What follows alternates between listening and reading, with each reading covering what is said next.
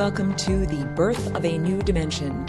So the new dimension that I'm referring to in the title of this very show is a new format of matter that we are all collaboratively creating together, and this new format of matter is no longer what would be considered dead or inert or lifeless or without consciousness. It is now matter that is imbued with pure energy or consciousness or spirituality. Brief pause. So welcome, my name is Aurora. I'm a galactic walk-in, and so I describe myself as an abstraction, a non-anthropomorphic collection of consciousness and energy that is usually flying around from star system to star system as part of a giant cosmic dance party and symphony.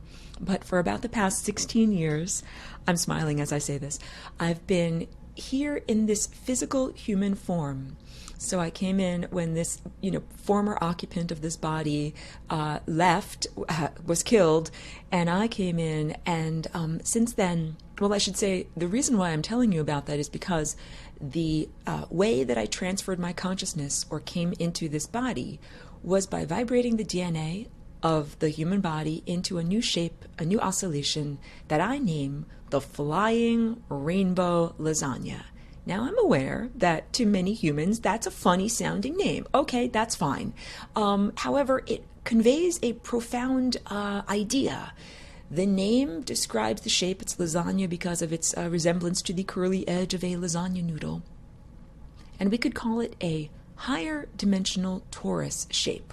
A torus being a donut, and this torus shape being the shape of Earth's magnetosphere, or the magnetic envelope that is like a protective energy field, a force field that helps life, organic cellular life on Earth, to be protected from, let's say, exposure to excessive cosmic radiation, as well as being hit by stuff like actual little particles or big particles, that the magnetic field is like a force field that helps to prevent both radiation and things like asteroids or meteors or meteorites from coming to the surface of the planet and crashing in and basically disrupting the delicate dance of what we call life, which is, this complexity of biological life.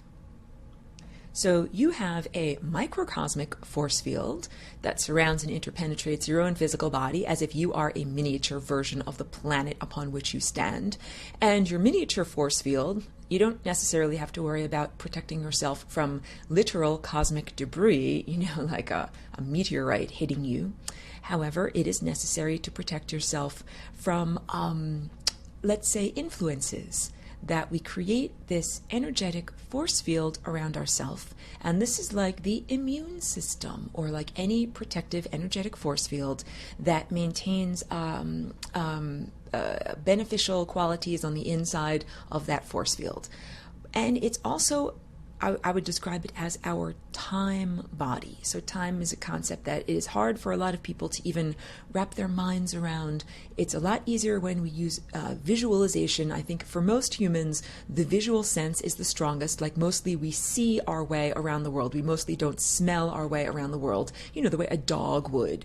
And in order to understand time, it really helps to draw it as pictures. So okay, here I am on the radio today. I'm using my voice to paint a picture, using my voice like a paintbrush, but ordinarily I use actual paintbrushes, actual pencils in order to draw these pictures. So if you want to educate yourself, you can go on over to my website. It's flyingrainbowlasagna.com. Lasagna spelled with an E on the end, the alternate spelling. And you can check out some of my artwork and my drawings there. And you can also check out the Birth of a New Dimension Twitter feed that is connected to the UCY homepage for this. It's at Birth Dimension. And there I have uploaded most of the relevant images that I speak about. I've got a sketch of what is the Merkaba? This is the star tetrahedron that can be envisioned or surrounding your physical body, and counter-rotating fields in there that also creates a protection, like a protective envelope around you.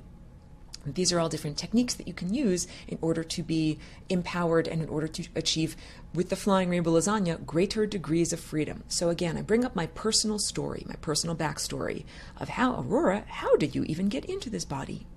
in order to share with you the idea that this flying rainbow lasagna is a boundary dissolving tool. In this case, it is the boundary that is being dissolved is the boundary of the ego. The ego I like to describe as a narrative fiction. It's a structure. It's a story that you tell yourself that says, I'm this person, it's my name, it's my favorite sweater, this is my home address where I live, here's my government-issued ID tag, and this is who I am, and I'm separate from everyone else, and I'm separate from everything else, and I'm my own thing. And the narrative fiction also says, I am only responsible for what happens inside of this epidermis. And none of that is truthful. The real empirical truth is that each one of us is submerged within not only a sea of time, it's also a sea of consciousness, it is a sea of energy, and that each one of us are all constantly communicating with and interacting with and sharing energy with everything else that is around us, even non-locally. So locally, I'm not in my garden today. It's a horrible rainy day. If I were in my garden on a beautiful sunny day, I would take off my shoes, and my big toe, which has 90 different types of fungi that live on its surface, would be able to effectively communicate with the soil's surface and the planet, the planetary skin or epidermis that I'm literally sitting upon or standing upon. That there is the concept that there is a barrier or a distinction or a separation between me and the planet upon which I stand is a mere intellectualization. It's a construct. It's not really the truth. However, I understand that it is part of the necessary journey of development, the trajectory of development. To come here as a little tiny infant, most people develop their ego structure in early childhood, like the first 3 or 4 years. You learn the hacked operating system known as the human mind. You learn the virus or download the virus known as language. You begin to answer to your name like Johnny or Susie or, Harry or Patel or whatever your name is. And then you begin to develop the sense of distinguishing yourself from your environment. Like if you touch your own leg, you feel it, but if you touch the table, you say, that table is inert. It's not actually part of me. It's a necessary level of development, and it's just for navigating the world according to our 5 physical senses. But when we get to greater levels of sophistication, we understand that there is no distinction made between our own thought and perception and dream reality and the world that we are experiencing outside on a day-to-day basis.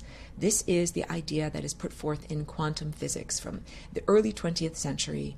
The greatest abstract thinkers of the time taught humanity that the process of observership actually affects reality, and that this mostly happens on a subatomic level. If we divide up matter, if we cut the pie, if we slice the pie of matter, physical matter, into tiny, tiny, tiny, tiny, tiny pie slices, eventually we get down to less than an atom, and then stuff that is sliced that tiny acts kind of differently than the whole pie.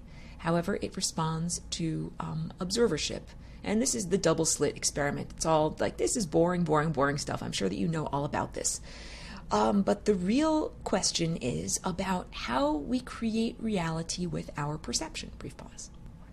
So there is a lens in front of your face. It's part of the chakra system, or chakra is just another word for energy centers. It is like the non-physical energetic anatomy, and it is organized into organs, just like your physical body has your heart and your lungs and your blood system and your lymph system and your liver and whatever. The non-physical structure of your body, your time body, is organized into different layers of reality or different layers of density, and they're moving at different speeds. And they all interact harmonically like beautiful music. That those are what the notes of your body are supposed to be like, because music means organized or structured sound waves, or, could be any kind of waves. So when you and I, we are trained according to this Western world. So if we hear these 2 notes, we say, oh, that's a chord. That's organized sound waves. But if I give you these notes, you say, those, Aurora, those are not organized sound waves. That hurts my ears. That sounds like noise, or that sounds ugly. So this is the whole idea. I like to say we are a part of a giant symphony. The symphony is called life, organic cellular life. And in order for us to be a part of that symphony, we need to structure our biological cellular structure according to this greater music. That if we don't do that, we get to be dead. If you want to be born, you literally have to create your cells in the right structure, and that structure, you could call it geometric. The word geometry comes from literally geo, meaning earth, and metric, meaning measure. So this is literally from ancient Egypt. They developed geometry back then in order to reapportion the farmlands after the yearly flooding of the Nile. It would wash away all of the boundaries so that you could tell where your field ended and where another field began. So it was necessary to use geometry, literal measuring of earth, in order to make sure that everybody gets an equal part of the harvest that they are working on. Clearly, when we are speaking about time and the non-physical body and the energy body and the body of pure consciousness, we're beyond merely measuring the landscape. We're beyond merely apportioning out how much corn or wheat you get to eat. We are talking about measuring something else. So I developed a different set of vocabulary words that we can use. Instead of calling it geometry or sacred geometry, I call it the interdimensional language of color, line, shape, form, movement, texture, and tone. And tone is like the tone of a note. So this is music. This is a vibratory language. It's a symphony, like music is a symphony. And we are submerged in this symphony, and we're not just experiencers, like listening to it. We are also musicians playing the music. If you have a physical, organic, biological, structured body, then you're a musician playing music here in the symphony of life. And each one of us actually had to audition in order to get here into the symphony. That was called gestating in the womb. And believe me, there are a lot of musicians who don't make the cut. They don't make the audition. They never actually get born. There are many pregnancies, many conceptions that do not end in a viable pregnancy or a successful birth. So all of this, when, like I say, I draw time as a visual diagram or a description, feel a lot more comfortable speaking with the drawing of my pencil than I do with the flapping of my moving mouth parts. But I'm on the radio here because it's a format that I can use to get people to understand these ideas. So if you were in my physical presence, I would draw, or if one of my webinars, I do weekly webinar series. It's called Lessons for Full Spectrum Humans. You can probably find it by doing a quick internet search or link up to it on my Facebook page.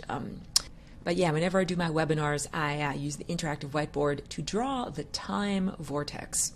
So the time vortex relates to the toroidal or donut-shaped energy structure of your non-physical body. And you don't just have one donut. You actually have two donuts or two tori at 90-degree angles. And that's that yellow sculpture. If you see me in any of my webinar videos holding up this little 3D printed yellow sculpture, it is the shape of time that surrounds and interpenetrates your body. And it has to do with probability and possibility. So possibility being the definition of anything that can happen in reality, but probability being the likelihood, the mathematical likelihood. If there are 20 opportunities for you to eat peanut butter and jelly, but only one opportunity for you to eat a steak, then there's a far greater likelihood for you to eat the peanut butter and jelly sandwich. So in the time vortex, our life is like a bundle of timelines. And at the periphery of that bundle, you have the greater likelihood, possibilities that have a greater likelihood of happening, more of a mathematical chance. But those possibilities are a greater distortion of your overall experience in time. So at the far periphery is where you have all of the pregnancies of you that were not viable. You hardly even got to gestate for a day, and then you were born. And then moving up to your actual birth, like you successfully exit the birth canal, but in many realities, you die instantaneously. Or in some of them, you had the cord wrapped around your neck. You were born dead. And in some life circumstances, you were born, but you died after a day. You got some kind of disease or pathological infection and you died. And in some versions of reality, you were dropped on your head after 2 days. And in some versions of reality, oh, look at that, you successfully made it home from the hospital, but then, your crib fell over and you got suffocated. Or any number of things happened. These are all of the peripheral possibilities in the bundle of timelines that we would describe as your life. And those bundles are what make up the shape of time. Time is a living embroidery. It has a metabolism. I say living because it's also, like you and I, conforming to the beautiful harmonic musical score of the cosmos. This means the time field is shaped like waves that all fit together beautifully. And if you check out my artwork and these drawings that I do, they're all waves that are perfectly measured to fit together in harmonic nested proportions. And harmonic, when I keep using that word, what it means is like, here's a C, here's a higher C, here's a lower C again, here's a higher C again. And these two notes relate to one another because this lower C, the length of the frequency of the notes is double the length of the frequency of these notes. So if these are 2 inches long, these are 4 inches long. It sounds lower, higher, but they relate to one another mathematically. If I doubled this, I would get this. This is the whole idea that in time and in music, we are exploring these perfect mathematical patterns. And the mathematical patterns, they express divinity. They express a higher organizational intelligence principle that is at play on every level of reality, from like the tiniest thing you could possibly have, the tiniest piece of the slice of pie of reality that you could possibly have, to the grandest, most giant, most grand scale, let's call it galaxy-sized things, that this is the intelligent organizing principle that runs throughout that entire thing. So I said you have to audition in order to be a part of the cosmic symphony of life. You have to make certain that the cells of your body are like this, playing the right notes so that you fit in with all the rest of the music that is out here, like your mommy and your daddy and the microbiome and all of the other viruses and all the other plants and all the other animals that are alive. Because if you don't integrate harmonically, like so that the shape of your sound waves fit with the shape of all the rest of the waves, this is what the music of life sounds like. Sounds horrible, and that it means death, literally. So the time field is a living embroidery, and it's not just flat. It's not just, when I say a tapestry, people think like an embroidery, a tapestry. It's like a flat piece of cloth with loops of thread going along it. I want to get you across the idea that it's more of a sculptural form. It is a three-dimensional but moving, multi-dimensional living, in that it conforms to these harmonic patterns. And also it has metabolism. Like we define in science a living thing as having a metabolism. Food goes in, food goes out, energy comes out. And the time field is very similar. That energy, which is pure consciousness, like the impulse of pure awareness, is circulating throughout the time field in a similar way that electrons circulate through a copper wire in terrestrial technology. So the trajectory of your own consciousness through the time field is like an electron moving in a wire, or even better, like a red blood cell moving through one of the blood vessels of your own body. That your own trajectory through time is like the metabolism of a larger time-based organism. Keeping that larger time-based organism healthy is what we do when we make the right choices in life and we have the right experiences in life. So I use this analogy all the time. Our lives here are like a choose-your-own-adventure novel. If you ever did those as a young person, maybe like a teenager, that in those books, it's like an adventure. You're walking down a road and there's a path to the right and a path to the left. If you choose the path to the right, turn to page 17. If you choose the path to the left, turn to page 5. And different things happen at every node or cusp of decision making. A new reality is experienced. And when you go through those books, it's like you're playing the book the way you play notes of a song. What is the combination of events that will lead you to a particular outcome? And this is also how we are all exploring the time field, that cone of possibilities. How are you circulating inward from the far periphery, where you die often, towards the central core possibilities? If you get to the most central core possibility, like the tent pole that holds up the whole tent, that timeline doesn't end. It continues onward. It exits the wormhole that's at the very, very pointy end of the time vortex. It is the path of least likelihood. That is because there are millions and millions of possibilities all around the periphery, but there's only one possibility that leads you out of this level of reality, out of the wormhole, and on this, continuous trajectory of consciousness that's really infinite.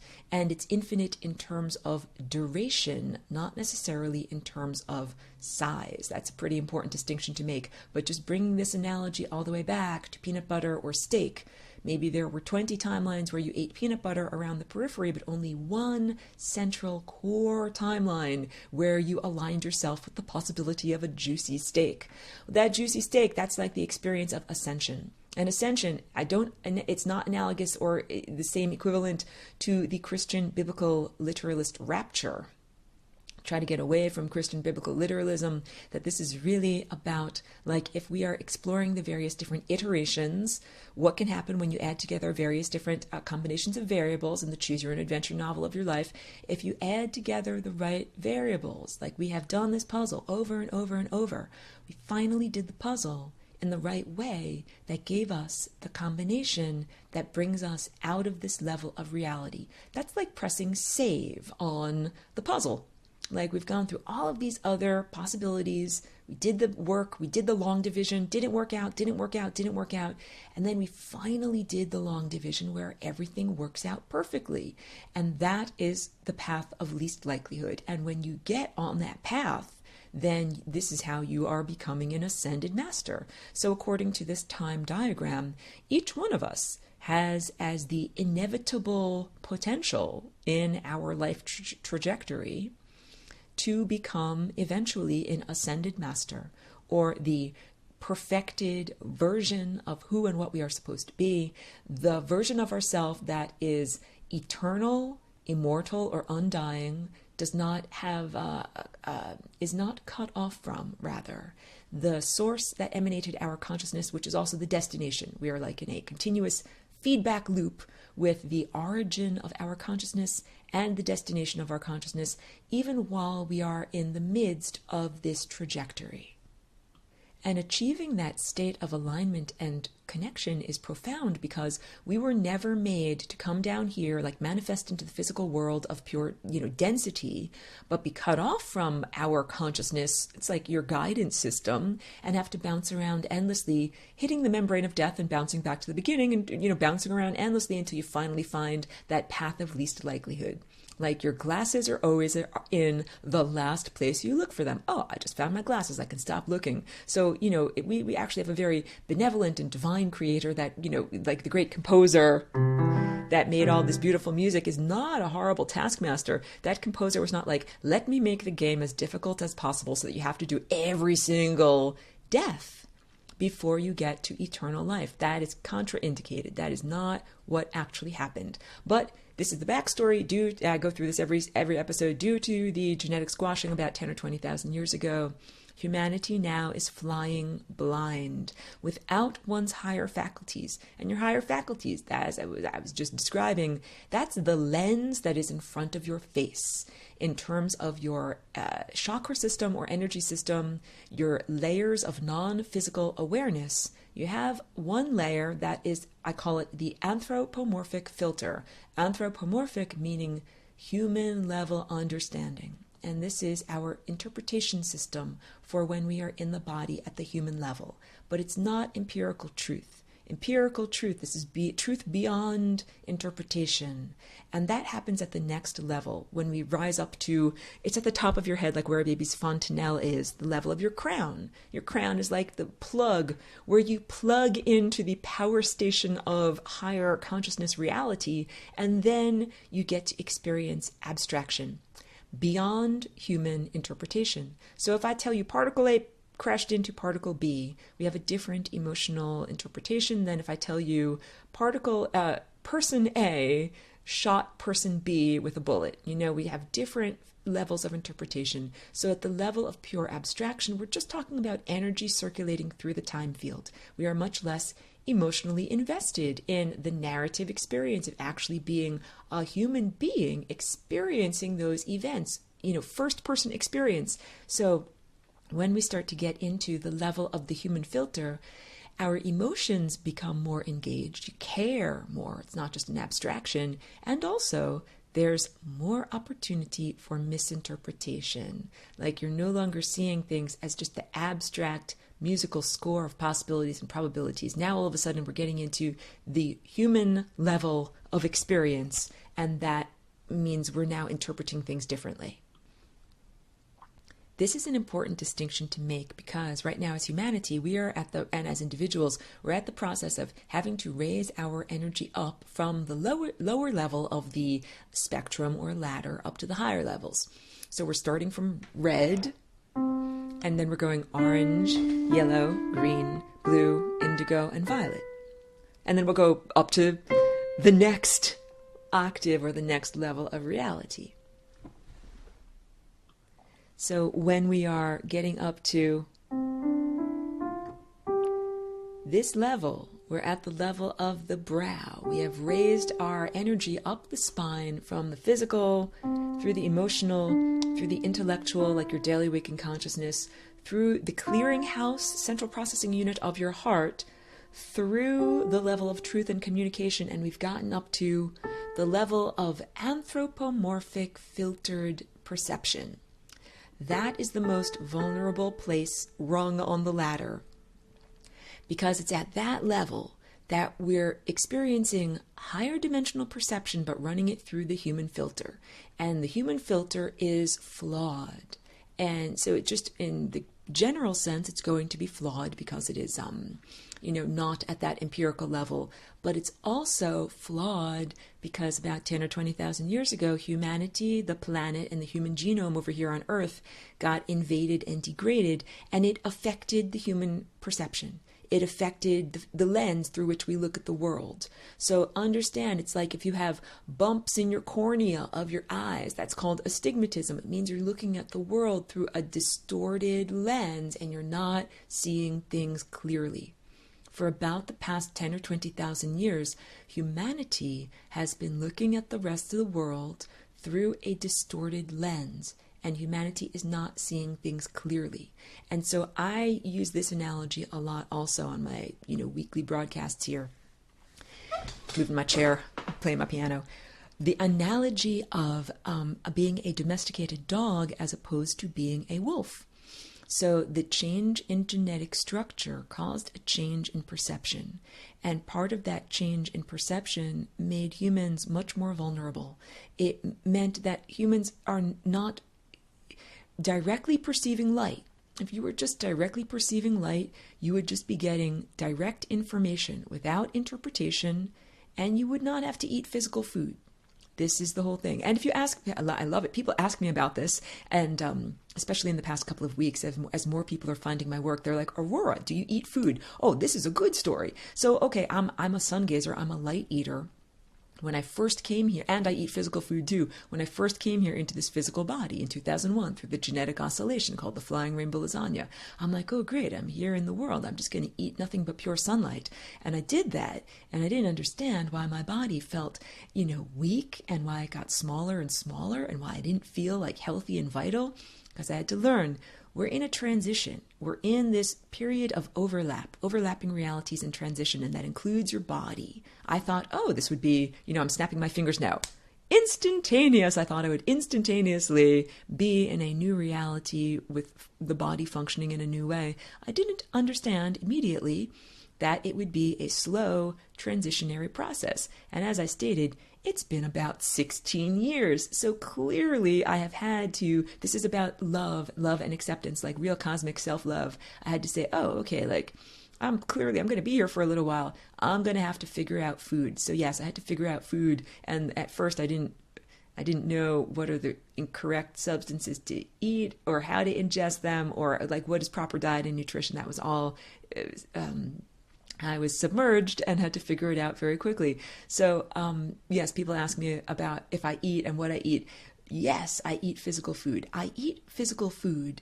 And the key thing is when I eat, I recognize that I am eating solidified light. And I actually am consciously ingesting it. Like, I had to understand that mostly when people hear with the genetic degradation when they're eating, mostly people are barely paying attention to what and focusing on to what they're actually putting into their energy systems. Mostly it's unconscious or ignorant or not sensed. And then definitely once it actually goes into the digestive tract, I understand that most people don't feel it or sense it or whatever. You can use your brow chakra. This is your attention. Attention comes from Greek, meaning attenuos. I'll say that again. Attention comes from a Greek word, attenuos, meaning to reach out for. And it is literally like an elephant's trunk on the front of your head that you can use non-physically to reach out towards an idea, a concept, a thing, and to bring it into your body system. If you're not paying attention to the food that you're eating, that food enters your body like in ignorance, lack of awareness, and then it has to be eventually, it's like a book. You took home a book, you didn't actually read it, you just stuck it on the bookshelf. It goes into storage. And it's not until you actually effectively read and access that information in that book that it is able to be digested and broadcast back to its source. This is the whole point. The source of the book, of the food, is the sun. It's the nearest broadcaster of the stellar network, and everything that we have comes from the stellar network. And this is big because we can talk all about non-terrestrial beings and who's who up there. The beings that you actually want to interact with in terms of non-terrestrial consciousness are the beings that are on the stellar network. These are beings, they not only auditioned to be in the symphony of life, they not only know like the good, they not only know the regular chords and they play them effectively, they also know the weird jazz chords. And they play it's like the advanced jazz band is what I'm trying to say. Highly sophisticated, highly refined levels of consciousness that live at the level of pure light, and they travel on a stellar network that is made of pure light. So all of these photons that are coming off of the sun and off of the stars, these are bits of alive awareness. These are not just like science will describe them as like dead inert things. I'm laughing at this. Science is very limited in its perception and conception of consciousness. So photons are feelers. They're little tiny bits of consciousness that come from the source of consciousness, and they fall on the matter, the solidified light that is out here, and the whole idea is reflecting back consciousness like a bat with echolocation. Bat uses sonar for echolocation, sends out sound waves that bounce off of the walls and the trees and the other insects that are out there and stuff like that, and then bounce back to the bat. And the bat's like, oh, tree over here, wall over here, mosquito over here, I'm going to eat that mosquito.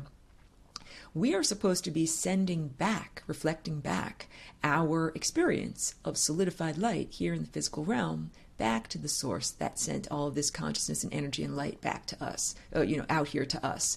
So when we eat, we're supposed to be broadcasting to the source. This is what this delicious juice tastes like a tree sat in a field all year long and it thought about creating this reproductive structure known as an apple. And at the end of its thought structure, I actually was privileged enough to take that apple, like taking its reproductive organ, and put it through my juicer and drink delicious fresh apple juice. I understand that I am drinking the end result of the consciousness partnership between a plant that's alive and Earth and the microbiome and the stellar network and all the photons that rained down from the beautiful stellar network during that year to make that apple.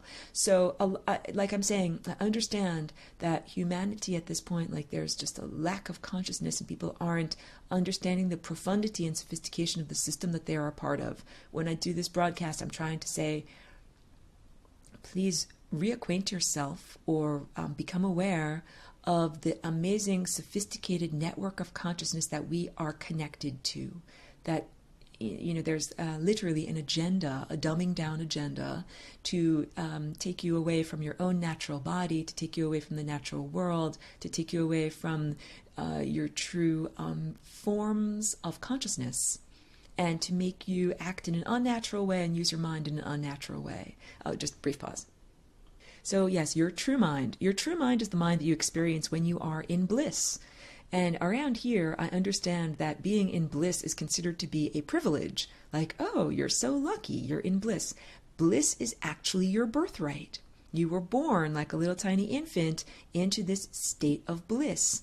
And then it's been conforming to human society and the expectations of human society. Humans didn't make human society. It's made by human masters. The masters of humanity. That's not the stellar network. It's the difference between being a dog, having a domesticated master, and being a wolf and being free. So yeah, when you come here as an infant, it's almost unavoidable. In order to be alive and to have someone change your poopy diaper, you have to learn how to communicate using the hacked human operating system. And if you don't, I mean, you're a pure consciousness, you're a lovely person, but you will be looked at as a defective consciousness by the rest of humanity. This is considered to be like developmentally disabled if you can't share what is inside of your mind and your thoughts with the rest of humanity because you're running a different operating system. So pretty much everybody here downloads the hacked operating system, and then it diminishes one's connection to the source or to the great composer that is supposed to be helping us and guiding us through our life. And instead, attention becomes focused on the interloper, the imposter. So that shield or lens that is in front of your face, the anthropomorphic level, it has been screwed with. It's not in its natural format. There are the interlopers or invaders to the genetic code were also invaders of consciousness, and they created distortions in that anthropomorphic level lens of perception. Just drinking some water here. So humanity is supposed to be looking at the world through clear, sharp lenses, but instead it's like pebbled glass and distorted glass. Humanity has an astigmatism, and this distorted viewpoint of the world is the domesticated human viewpoint. And part of the consciousness invaders programmed humanity to not be able to recognize their own innate creative capacity. Like, this is the whole idea of, in the earlier 20th century, to have a teacher like Einstein come along and say, hey guys, do you know that actually you looking at stuff is making stuff happen? Like, that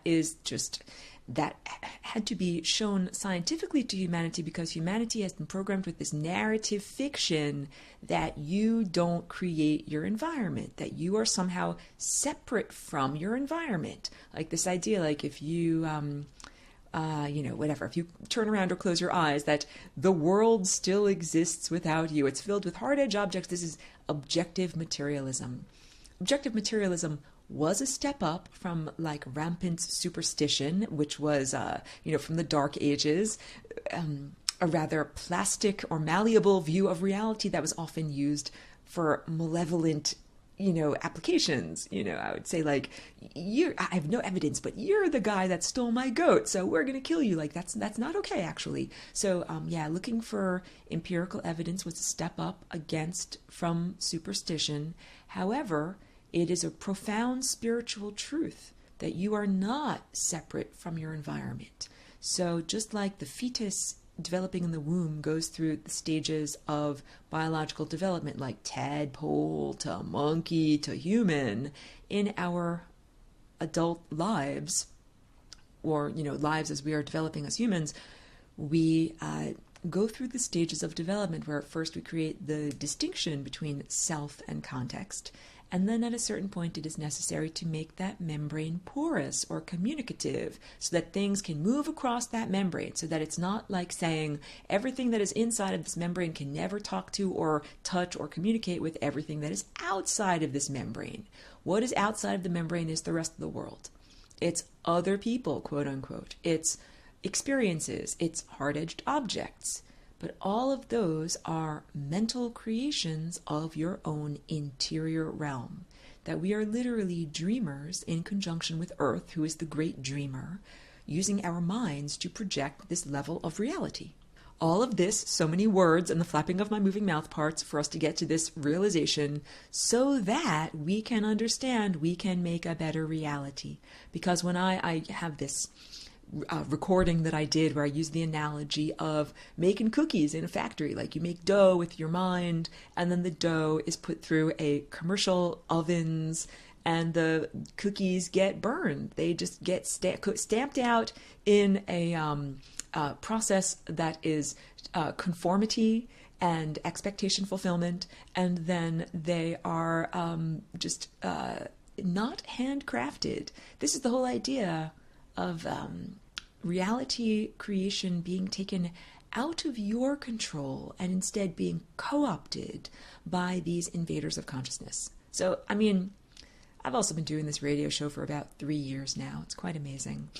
And I'm always trying to make certain that I'm getting across the information in a way that it won't be taken out of context. So, because I've been speaking about this for so long, I feel like there's a very good foundation about, what we're talking about and what we're facing.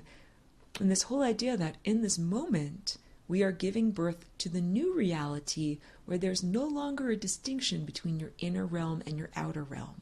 So those invaders of consciousness, what they pretty much did was took the humans that were here about 10 or 20,000 years ago, who were all like divine beings, Olympians, in the very definition of the word, gods that walked around on earth.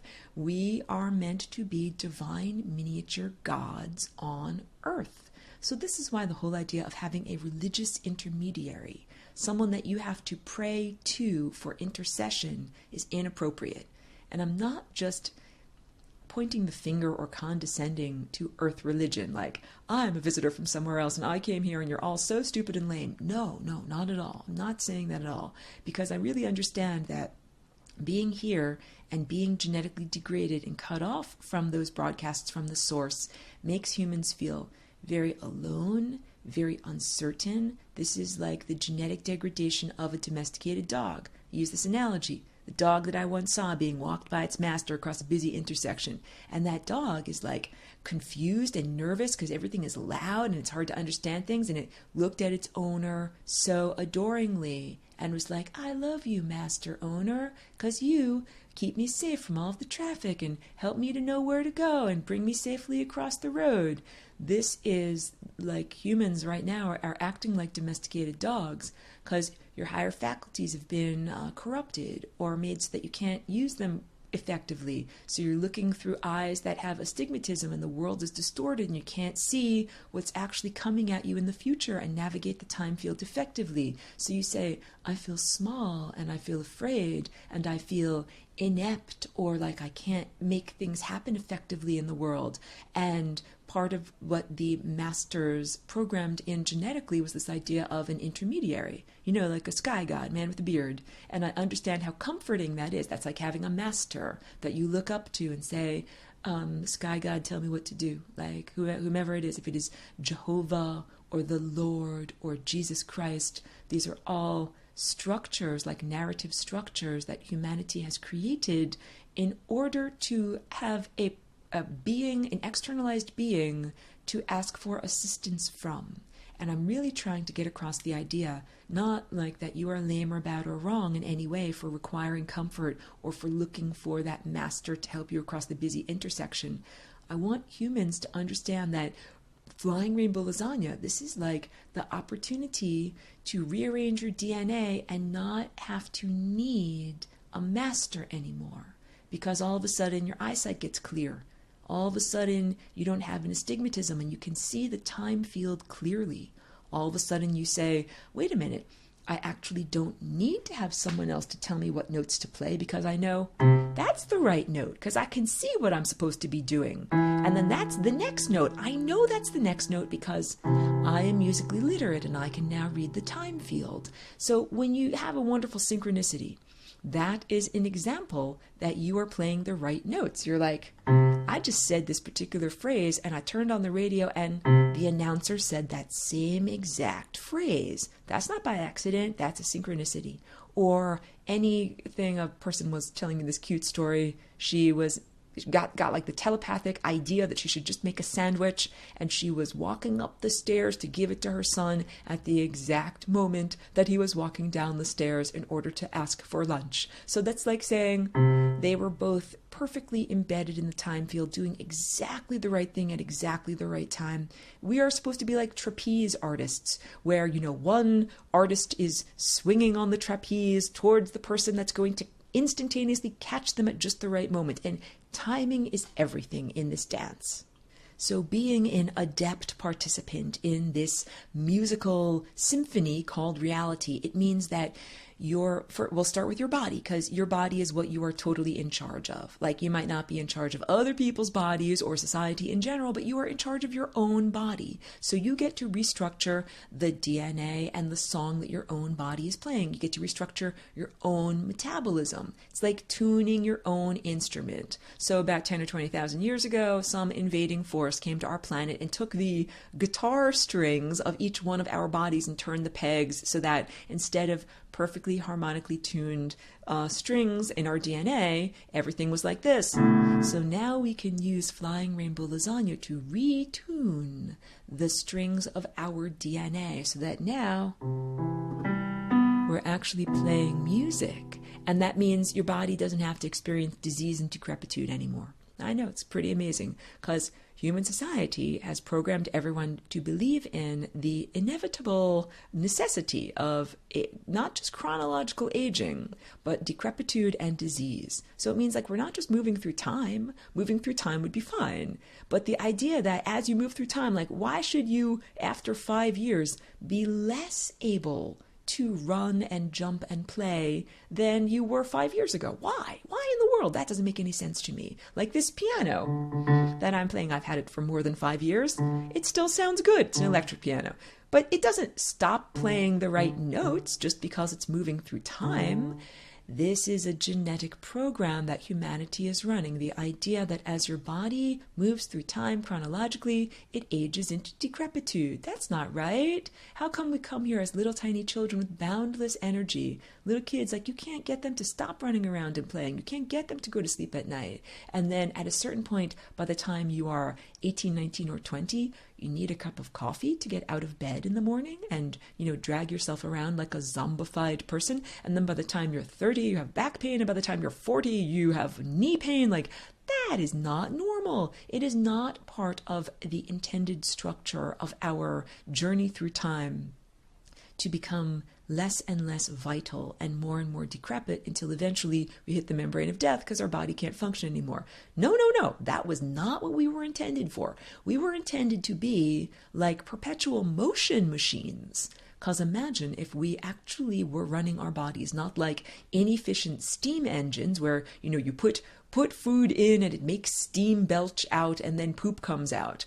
That is a very inefficient way of running this furnace. What we're actually supposed to do is have like solar panels. We're supposed to be like plants that perform photosynthesis. We are supposed to ingest light directly from the sun and the stars, ingest those, I said photons or feelers, ingest those questing aspects of higher consciousness into our own body.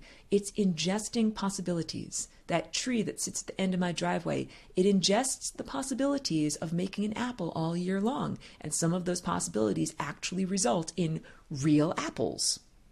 So I was just wrapping up. When I got here and I started eating physical food, I recognized that the essential thing to do was to have a clear experience of the food that I was eating, that was essential in broadcasting the experience back to the source. Because the source, like the sun, the stellar network, made the tree, made the soil, made all of the heavy elements, all of the calcium and carbon and all of the good stuff that we have to make building blocks of life down here. Those were all made in either this sun or a previous star that once existed, and all of the energy and all of the consciousness that goes into creating food, this is all deriving from the sun and the stars. It's like I'm giving you a gift. The sun is saying, it's like, I'm giving you a gift and I'd like for you to reflect it back to me. And reflecting back the experience of ingesting that physical food is reflecting back the gift that the sun is giving to us. So when I'm drinking my juice, I am actually not verbalizing. I'm using my attention. I'm focusing the elephant's trunk of my mind, of my inner perception, on the actual nutrients and the light and awareness energy that is in this physical substance, and I am ingesting that on a profound level, as opposed to ingesting in ignorance, where you're not really tasting, because you're watching TV or driving your car or focusing your attention elsewhere.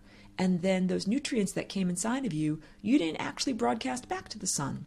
The sun has no idea where those nutrients went or what they're doing or what the experience of ingesting them was like. And this is true of everything. You know, when I'm looking at light, photons are bouncing into my eyes and they're stimulating my retina. Those photons are now a part of my system. If those photons didn't bounce into my eyes, they would have continued endlessly, unimpeded on their journey through space, through the rest of the cosmos. Those photons are part of me now. It's like I ate them with my eyes. And I broadcast back to the sun that emitted those photons. This is what I'm looking at.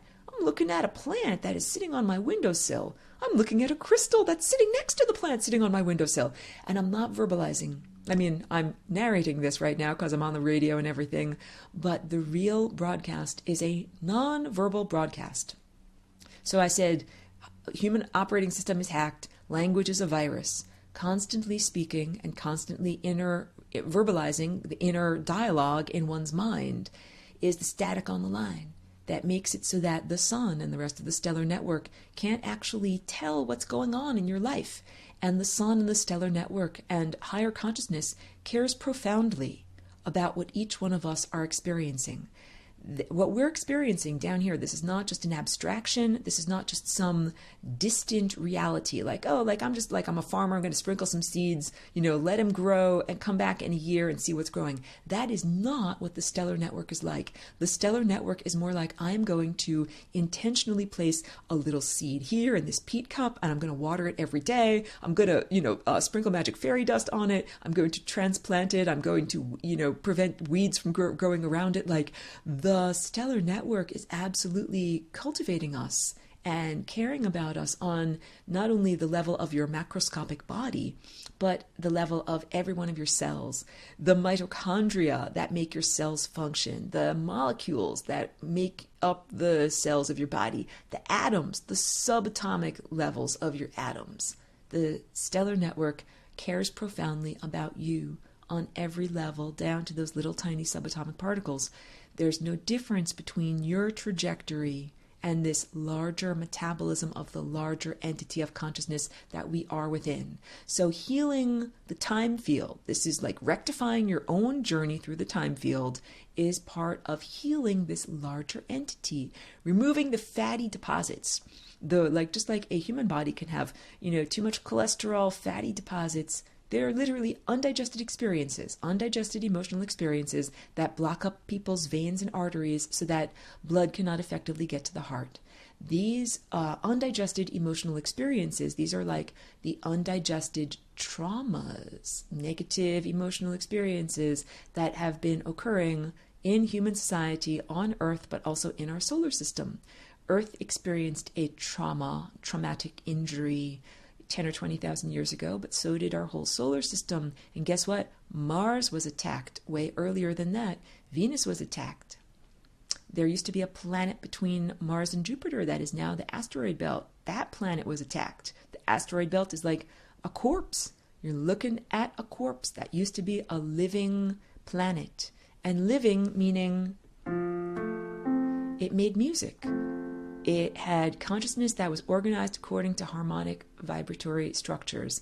And on that planet, there was such a conflict of different vibrations that it was vibrated out of existence. Imagine, I'm going to make bad music now. And that we made it. That music was so bad on that planet that it literally destroyed the planet. Here on this planet, we are having the corrective experience. And this is big. Just brief pause.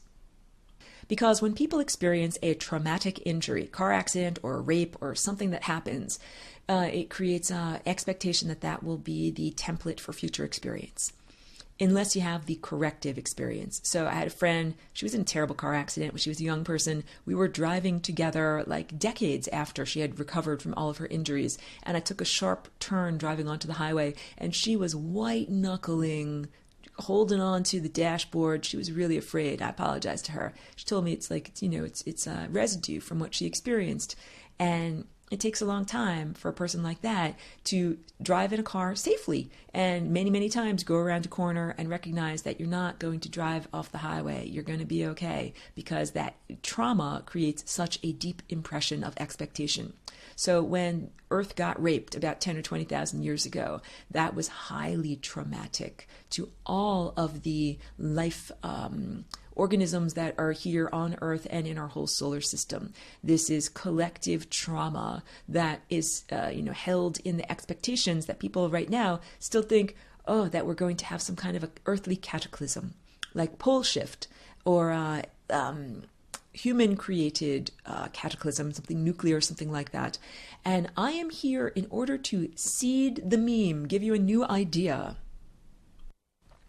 that we can have the corrective experience, the equal opposite, or the neutralizing experience of, instead of instantaneous destruction and instantaneous bringing down of the levels of consciousness and awareness that humanity has on this planet, that we could have an instantaneous rising up, an instantaneous ascension, an instantaneous tuning up of the band, where all of a sudden, like I'm snapping my fingers, we go from being out of touch with the stellar network to being in touch, where all of a sudden we can listen to and perceive the great musical score, listen to the composer, that we could have an instantaneous and positive and benevolent change and restructuring in the same way that long ago we had an instantaneous devastation that took us away from this broadcast of consciousness. That's what this is. There is literally a broadcast, just like you're listening to this as a radio broadcast, a set of ideas, information, and love that is constantly being emitted from the sun and the stars. And the genetic degradation made it much harder for humanity to hear and feel and perceive the truth of this broadcast. And it is possible to, like I said, have that instantaneous correction. And it's like correcting your trajectory of a baseball flying through space or of a car rolling down a road. Like, you can change where you are going and now go in the right direction. We as a collective on Earth can suddenly change where we are going and go in a new direction. This means like how we structure society, how we look at abundance, how we structure economy, how we structure sexuality and procreation, how we structure food and the ingestion of energy and the transportation of energy. All of these things can be instantaneously made better. This is the birth of a new dimension. Thank you for being here and being part of the birth. Thank you. It's a beautiful baby. We are very lucky.